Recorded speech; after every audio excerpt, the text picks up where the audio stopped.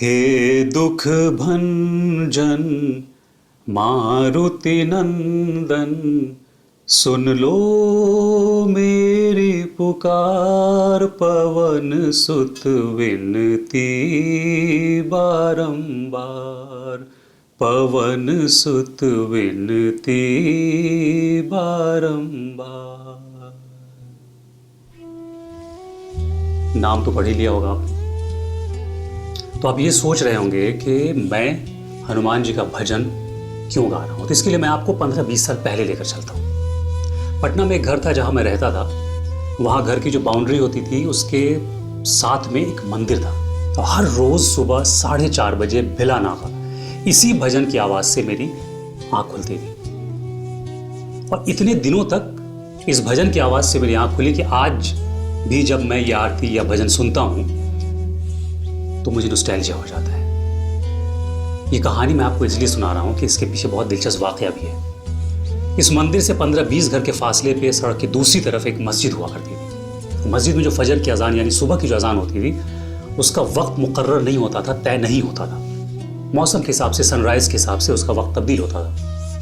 कभी अगर गर्मी है तो अजान देर से जल्दी होती थी, अगर सर्दी है तो थोड़ी देर से अजान होती थी। और ऐसा लगता था कि जो मंदिर के पुजारी थे, पंडित जी थे, उनके पास अजान का पूरा शेड्यूल हुआ करता था। क्योंकि अगर मान लीजिए 5:30 बजे अजान होनी है तो ठीक 5:28 या 5:29 पे मंदिर से भजन और आरती की आवाज़ बंद हो जाती थी। अजान होती थी, उसके 15-20 मिनट के बाद नमाज होती थी। और जब नमाजी नमाज पढ़ के मस्जिद से बाहर निकलते थे तो फिर से मंदिर से भजन और आरती की आवाज़ें आने लगती थी। सिमिलरली रमज़ान के महीने में जब 3:30 बजे के आसपास रात में मस्जिद से सहरी में उठाने के लिए अनाउंसमेंट होता था, ऐलान होता था, हम और नात का सिलसिला शुरू होता था माइक पे, तो 4:30 बजे के आसपास जब आरती का और भजन का वक्त होता था तो मस्जिद का माइक बंद हो जाता था और आरती और भजन शुरू हो जाता। फिर जब अजान का वक्त होता तो आरती की आवाज़ बंद हो जाती। जैसी नमाज खत्म होती फिर से आरती शुरू हो जाती। तो आरती और ये अजान के बीच में और मंदिर और मस्जिद के बीच में जो कोऑर्डिनेशन था ये बहुत गजब का था, अमेजिंग था। तो मुझे लगता है कि यही हिंदुस्तान की आत्मा है, हिंदुस्तान का सोल है। हिंदुस्तान ऐसा ही था, ऐसा ही है और ऐसा ही रहेगा। इसके कई बरसों के बाद मैं दिल्ली आ गया, यहाँ नौकरी की। तो मेरा एक वहाँ कुलीग हुआ करता था, तबरेज़। तो जब कभी मैं ऑफिस से जुमे की नमाज के लिए जाता था मस्जिद तो मैं तबरेज़ से पूछता था, तबरेज़ चल रहे हो क्या? पूछता था, कहाँ सर, कहाँ चलना है? तो मैं कहता, नमाज़ पढ़ने। हाँ सर चलिए। और तबरेज़ मेरे साथ नमाज़ पढ़ने मस्जिद चल पड़ता था। तो जब भी हम ऑफिस से मस्जिद के लिए जाते तो हम दोनों साथ ही जाते थे नमाज़ पढ़ने के लिए। कई हफ्ते और महीने गुजर गए। फिर मुझे पता चला, किसी ने बताया मुझे कि तबरेज़ जो है वो मुसलमान नहीं है। तो मैंने कहा कि ऐसा कैसे मुमकिन हो सकता है? उसका नाम तबरेज़ है, मेरे साथ नमाज़ पढ़ने जाता है। मुझे यकीन ही नहीं हुआ। फिर मैंने एक दिन तबरेज़ से पूछा, तबरेज़ तुम मुसलमान नहीं हो? कहता नहीं, मैं हिंदू हूँ। मैं उसकी शक्ल गौर से देखने लगा। मैंने कहा, तुम्हारा नाम तबरेज़ है ना? तो कहता हाँ।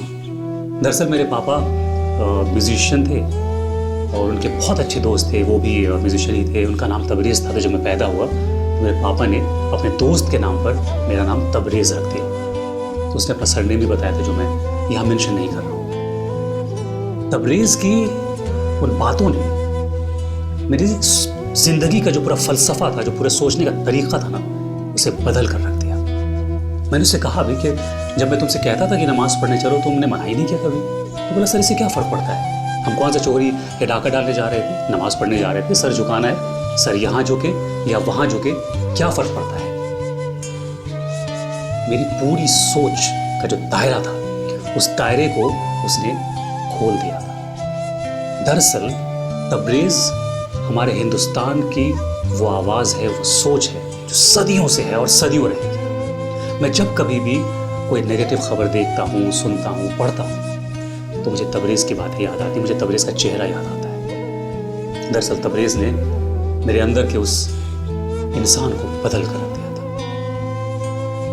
तबरेज़ से काफ़ी अर्सा हो गया, उसके टच में नहीं हो, जाने वो कहाँ है, लेकिन मुझे यकीन है कि वो जहाँ भी होगा हिंदुस्तान की इस आत्मा को जिंदा रखे हुए होगा और बहुत सारे लोगों को वो हौसला दे रहा होगा कि हिंदुस्तान कभी नहीं बदलेगा। शायद यही राष्ट्रवाद है। राष्ट्रवाद का मतलब कोई रिलीजन, कोई कास्ट, कोई कलर, कोई क्रीड नहीं होता है। राष्ट्रवाद वही है जो आपको एक बेहतर इंसान बनाता है, मोहब्बत, अमन, शांति का पैगाम देता है। हम लोग भी जब ये राष्ट्रवाद टीवी की शुरुआत कर रहे थे तो सोच नहीं पा रहे थे कि आखिर इसमें पहली स्टोरी हम क्या दें, राष्ट्रवाद क्या है, कैसे इसे परिभाषित करें। तो मुझे लगा कि तबरेज़ के अंदर जो राष्ट्रवाद था, जो इंसान था, मस्जिद और मंदिर के बीच का जो मैंने कोऑर्डिनेशन देखा था, शायद वही राष्ट्रवाद है। इसलिए मैंने ये कहानी, ये स्टोरी आपसे शेयर की है। अगर आपके पास भी ऐसी कोई स्टोरी है राष्ट्रवाद की, कोई ऐसी परिभाषा है जिसे आप परिभाषित करना चाहते हैं, तो आप हमारे साथ ज़रूर शेयर करें। लिंक हम अपने कमेंट बॉक्स में डाल देंगे, क्योंकि राष्ट्रवाद ही हमें एक होकर रहने की सीख देता है। राष्ट्रवाद टीवी को लाइक, शेयर और सब्सक्राइब ज़रूर कीजिए और हाँ, बेल आइकन ज़रूर दबाइएगा ताकि राष्ट्रवाद टीवी का हर वीडियो सबसे पहले आप तक